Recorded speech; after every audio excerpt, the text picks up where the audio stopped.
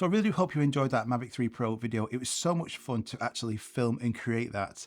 The editing process though is another story. So I used Artlist, which is today's sponsor, for all of the music and sound effects on that video. So I was able to just go onto their website and I wanted to get some music that was both cinematic and quite dramatic as well.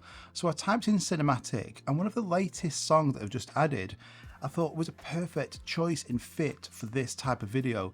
But the sound effects as well, I want you to be immersed in it. So I want to use wind noises, waves, crashing noises, lots of different sound effects to use. And that's key in getting the viewer involved. So again, Artlist have a massive array of sound effects. So I went to sound effects selection. So I just typed in waves and I had absolutely hundreds of different wave sounds to use. So I selected the best ones I thought, put them onto my timeline, and that was it. If I wanted to get something extra in the Vegas area, but I didn't want to get prior approval, I could go onto the stock footage section and type in Vegas. And you can see here, I've got loads of different Vegas shots I can use.